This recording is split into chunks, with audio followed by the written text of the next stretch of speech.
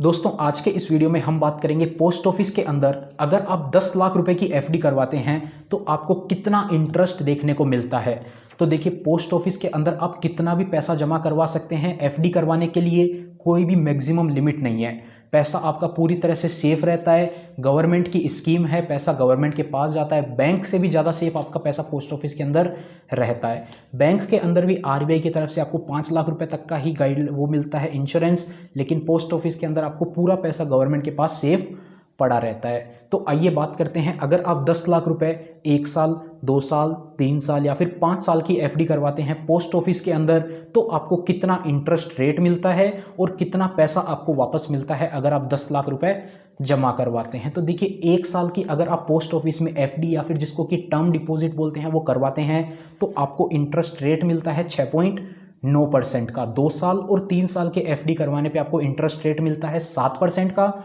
और वहीं अगर आप 5 साल की एफडी करवा लेते हैं तो आपको इंटरेस्ट रेट मिलता है 7.5% का।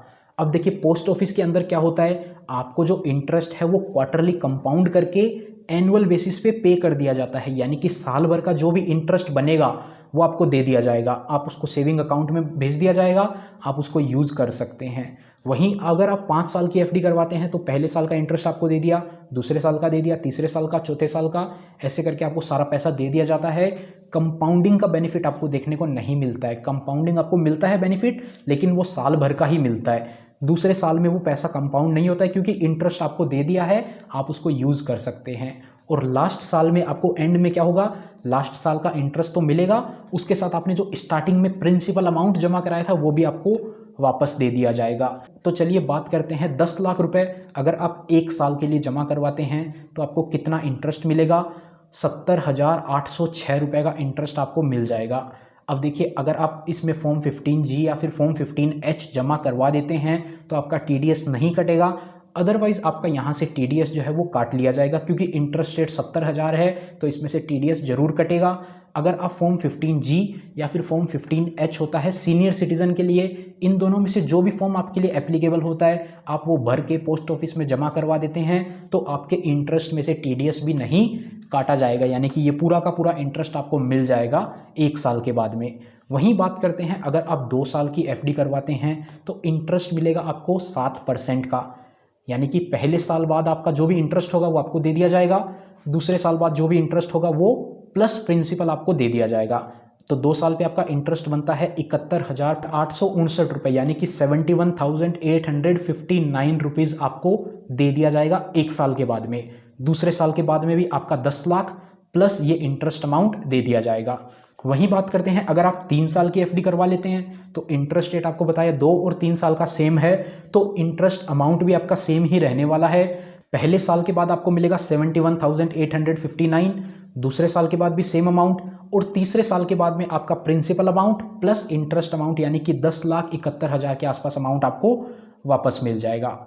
वही बात करते हैं अगर आप 10 लाख रुपए की एफडी 5 सालों के लिए करवा देते हैं पोस्ट ऑफिस के अंदर तो आपको इंटरेस्ट मिलेगा 77,136 रुपीज़ का। 77,136 रुपये इंटरेस्ट आपको हर साल मिलेगा 10 लाख रुपए की एफडी के ऊपर अगर आप 5 साल के लिए करवाते हैं। तो 1 साल के बाद में आपको इतना इंटरेस्ट मिल जाएगा, दूसरे साल के बाद में भी मिल जाएगा, तीसरे साल के बाद, चौथे साल के बाद आपको मिल जाएगा और 5वें साल के बाद में कितना मिलेगा, जो आपने 10 लाख जमा करवाया वो और आपका जो इंटरेस्ट है 77,000 का वो पूरा अमाउंट आपको मिल जाएगा 5वें साल के बाद में। तो आपको क्या करना है, अगर आप 10 लाख रुपए की एफडी करवाना चाहते हैं और टैक्स स्लैब में नहीं आते हैं, यानी कि आपकी जो इनकम है वो इनकम टैक्स स्लैब से कम है, आपके ऊपर टैक्स नहीं लगता है, आपकी बाकी सोर्सेज से कोई इनकम नहीं है, या फिर जो इनकम है वो 2.5, 3, 5 लाख रुपए से कम है, तो आप फॉर्म 15G या फिर फॉर्म 15H जो आपके लिए एप्लीकेबल होता है वो भर के ज़रूर से जमा करवा दें। वरना क्या होगा, आपका जो इंटरेस्ट बनता है 70,000 रुपये, उसमें से 10% का TDS काट लिया जाएगा और आपको इंटरेस्ट जो है वो 63,000 रुपये ही दिया जाएगा।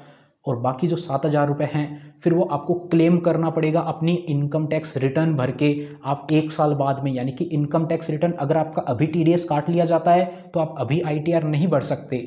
तो अभी बात करते हैं दिसंबर 2023 की। तो अभी के इंटरेस्ट रेट में से अभी अगर आपका टीडीएस कट गया दिसंबर 2023 में, तो वो टीडीएस आपको वापस लेने के लिए वेट करना पड़ेगा अगले साल के जुलाई का। उस टाइम पे आप अपनी इनकम टैक्स रिटर्न भरेंगे और वहाँ पर आपको उसके 1-2 महीने बाद में, या फिर हो सकता है जल्दी भी आ जाए, तो लगभग आप मान के चलिए अगले साल के अगस्त सितंबर तक आपका जो रिफंड है वो आएगा। तो आपको लगभग 8-9 महीने का वेट करना पड़ जाएगा। वहीं अगर आप अप्रैल का टीडीएस देखेंगे तो उसको तो 1 साल से भी ज़्यादा समय लग जाता है वापस आने में। तो टीडीएस कटे ही ना, उस हिसाब से अपनी एफडी करवाएं कि आप अपना फॉर्म 15G और H ही जमा करवा दें, या फिर आप 5 लाख रुपए की एफडी करवा सकते हैं जिसमें कि है जो इंटरेस्ट वो आपका 40,000 से कम रहता है और आपका टीडीएस वहाँ पे एप्लीकेबल ही नहीं होता है। अब 5 लाख रुपए की एफडी पे कितना इंटरेस्ट होता है उसका कैलकुलेशन आप स्क्रीन पर देख सकते हैं। हमने उसके ऊपर भी एक डिटेल वीडियो बना रखा है, और भी आप 1 लाख 2 लाख की एफडी भी देख सकते हैं। सारे वीडियोस आपको हमारे चैनल पे मिल जाएंगे। अलग अलग अमाउंट की अगर आप एफडी करवाते हैं आपको कितना इंटरेस्ट रेट मिलेगा। और वहीं बात करें बाकी स्कीम्स की पोस्ट ऑफिस की, तो उन सब के भी डिटेल वीडियोज़ हमारे चैनल पर अवेलेबल हैं। आप चैनल को सब्सक्राइब कर सकते हैं, पोस्ट ऑफिस प्रो, इसको यहाँ पर आप जाएंगे चैनल के आप वीडियो सेक्शन में, वहाँ पर आपको काफ़ी सारे वीडियोज़ मिल जाएंगे। उन वीडियोज़ को आप देख सकते हैं, आपका नॉलेज ही इंप्रूव होगा। उम्मीद करते हैं आपको ये वीडियो पसंद आई होगी। अगर वीडियो पसंद आई तो वीडियो को लाइक करें। चैनल पर नए हैं, इसी टाइप का कंटेंट और देखना चाहते हैं तो चैनल को ज़रूर से सब्सक्राइब करें। मिलते हैं आपसे फिर किसी नए और इंटरेस्टिंग वीडियो में, तब तक के लिए अपना ख्याल रखिएगा।